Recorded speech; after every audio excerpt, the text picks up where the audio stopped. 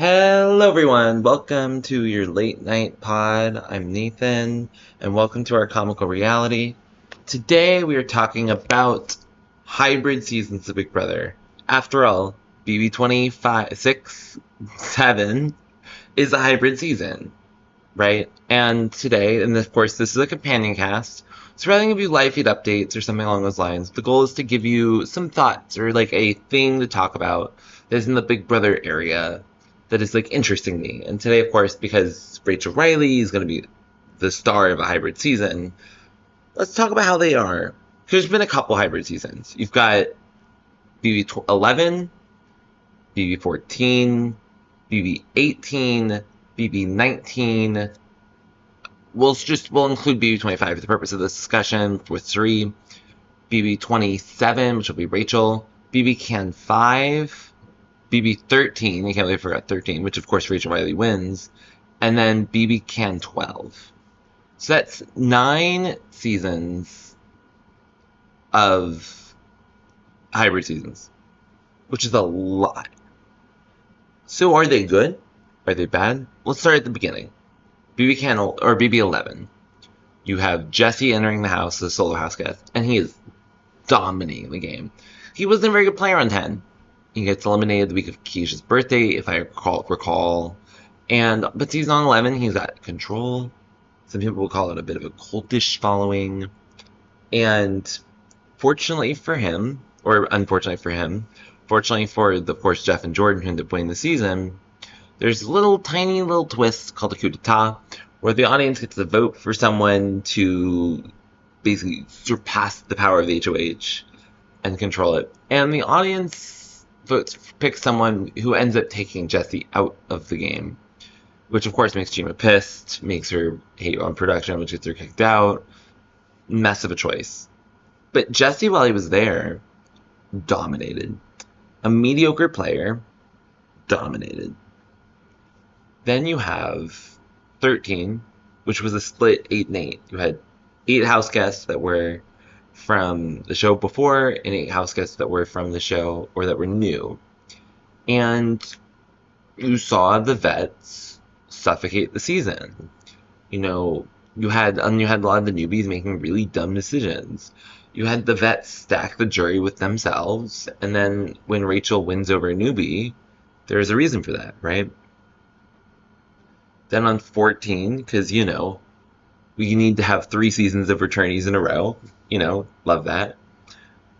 You have Dan, one of the all-time greats, arguably the greatest of all time, on a season as a coach. It then continues, and Boogie gets out, Janelle gets out pretty early. Frank, I'm trying to remember who the 4th, was Brittany the 4th? Or the 3rd? I don't remember. I have to do double check. And then you have, of course, Dan. And Dan goes on to make 2nd place, dominating the season, suffocating the life out of the game.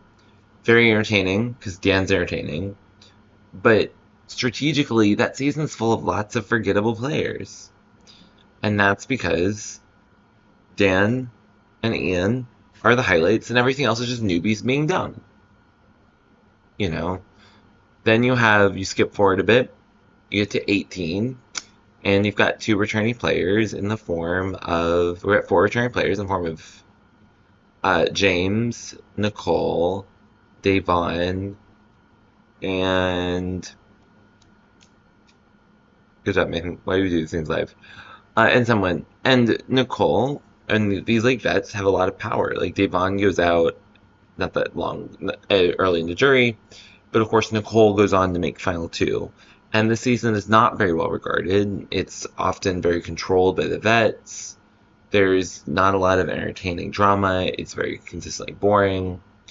And Nicole wins. Of course, Paul gets 2nd. And then of course, as we've learned with these things, they don't like to do just one hybrid season. They'll do a 2nd one to back it up. So they 19, where Paul really, Paul, you were so robbed. You're coming in as the sole person. And a lot of people view it as one of the arguably the worst seasons of all time, because Paul suffocates life of the game. He builds a cult following around him, and they just fight each other the entire season. And strategically, it's just the most boring steamroll possible. There's no strategic excitement.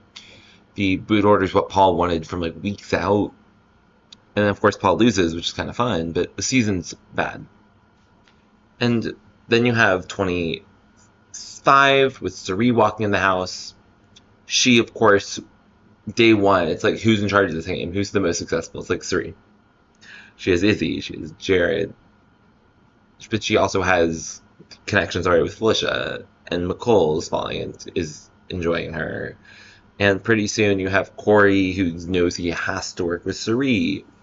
And you get these like pieces that all kind of wrap themselves around control of Sari, who was a bit messy because her strategic aide was Izzy, who was wonderfully messy. Love Izzy. And so she really struggles with the numbers game of Big Brother, and she makes a lot of decisions where she's like, wishy-washy, like, I don't know, I want to think really hard about which option is the best, and like, after getting a little more intel, I'm like, maybe I was wrong, and I want to rethink that. And so you rethink it over, and over, and over again.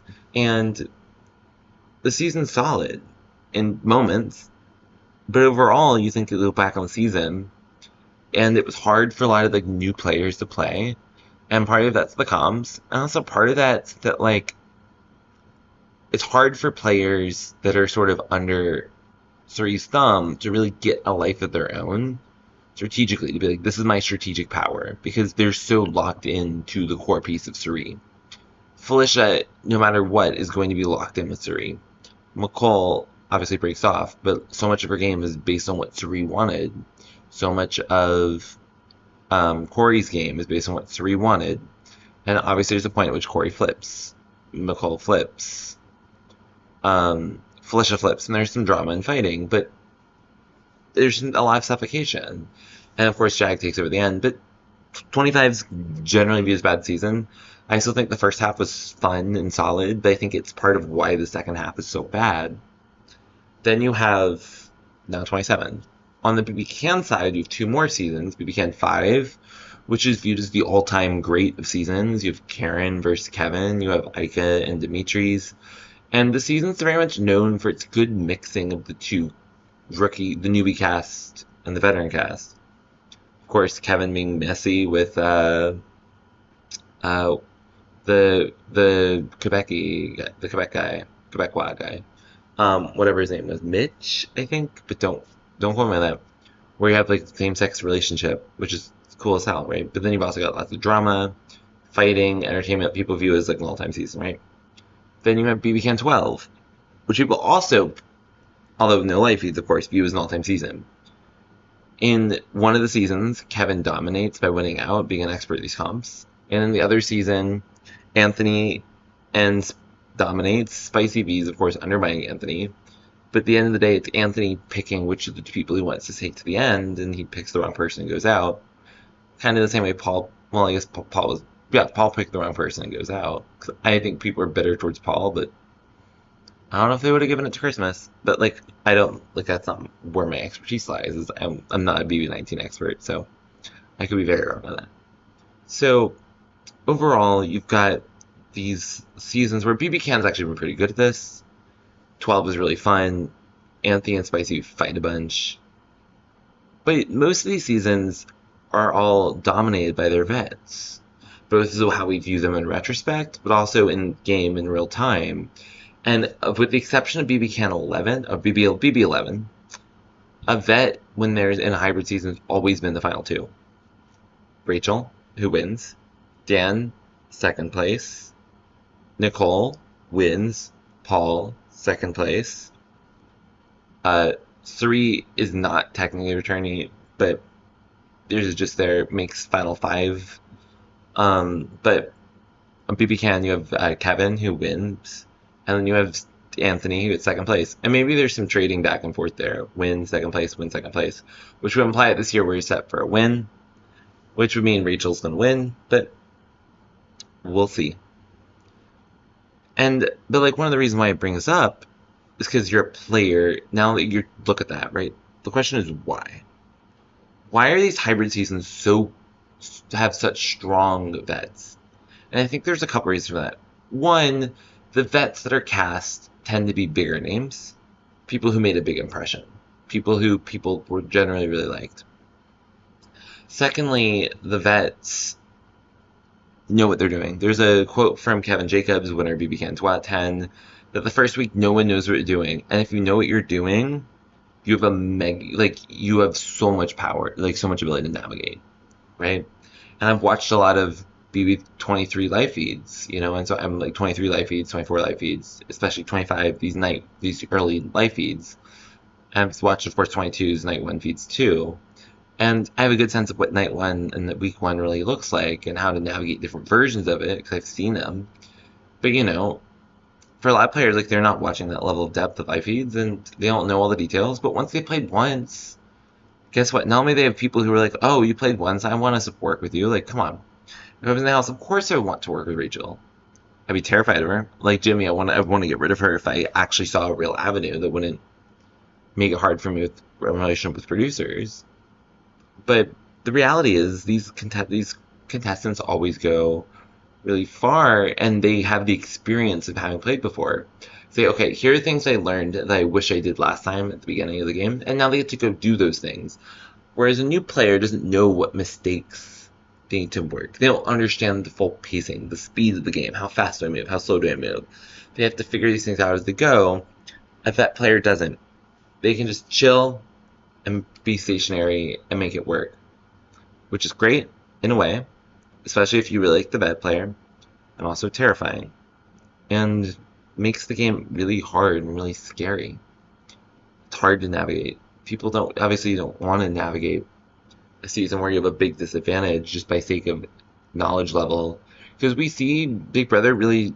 That's really important. Like fans would always win these shows who know what they're doing because having a knowledge level up on your opposing house guest makes you better. And here it's a similar thing where you have a vet who might have who has the knowledge gap over a lot of big fans, and an even bigger knowledge gap against people who don't know what they're doing. Like you saw last year, Chelsea knew what they were doing and basically tricked Mackenzie into doing things that was dumb for her game. And that creates a challenge for making the season entertaining. When live feeds come out, Rachel's going to be in whatever the power structure is. If Rachel's not in the power structure, something has gone horribly wrong. And that's a good thing in a way, because I like Rachel and I want her to succeed. I want to watch her, and I definitely would love to watch her in feeds for the next couple weeks, right? But at the same time, it feels like in a way, statistically, we're just asking who the other person in the final two is. Which, when it's week one, we haven't even had live feeds, is a scary reality. And I don't love that. And for the record, on these hybrid seasons, by the way, this also translates to Survivor 24, or Boston Rob's season, where he's the one of only two. Very boring season. I don't remember much about the season where it coaches, so I couldn't tell you about that one. But obviously, you have a hybrid and fans versus favorites. Obviously, favorites dominated. You have fans versus favorites 2. Is that Cochran's win? I don't remember.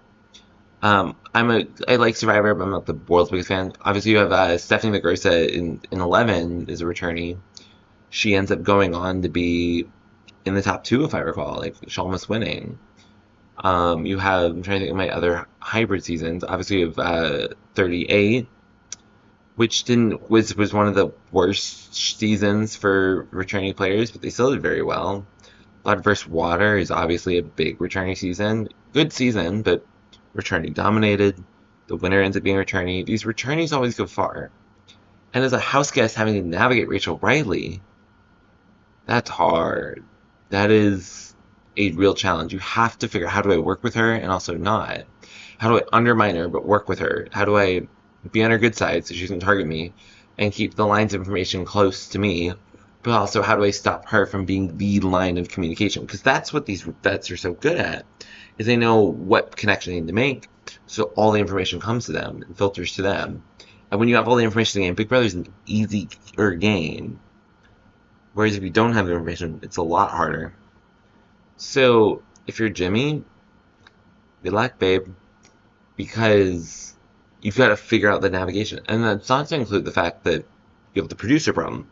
You have a fan problem. If I was in the house guest and I had the genuine ability to get Rachel Riley at week 1, do you do it from a game advantage wise? Getting out Rachel Riley is great for you. Statistically perfect. On the other hand, though, producers will be pissed that Rachel went first. Fans will be pissed that Rachel went first. And suddenly this game becomes really hard to navigate. If there's a America's Favorite twist, or America's Punishment twist, you're getting it. Forgetting that Rachel. And here's the worst part. If Rachel's still in the house, she's getting it because she's Rachel. The fan twist. At the same time, producers have a lot of ability to edit. They can ask questions to lead. They're not saying, oh, this person's in the alliance. But they might say, oh, we're extra curious in this person's relationship with, what do you make of their relationship with this person?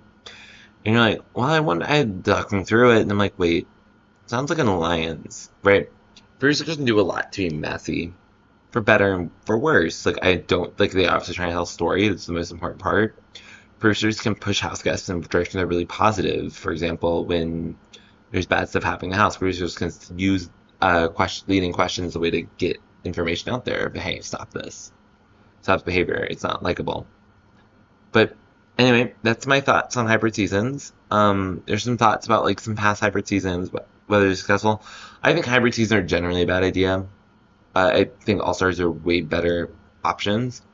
But obviously a show like Big Brother only has so much space. If to do an All-Star season, you're dedicating that year to not having any newbies, and you want to build out your bench. But at this point, I do think Big Brother has a pretty big bench right now of players who haven't played. 23, the entire cast could return, almost, right? 24 is, well, okay, it's 24. 25 is a lot of players. 26 is a lot of players. Now this season will have a bunch of players. There's an All-Star season ready if they want to do it. But obviously they don't, and that's perfectly fine. On that note, thank you all for watching. Tomorrow we'll be talking about camp, good camp, and bad Big Brother camp.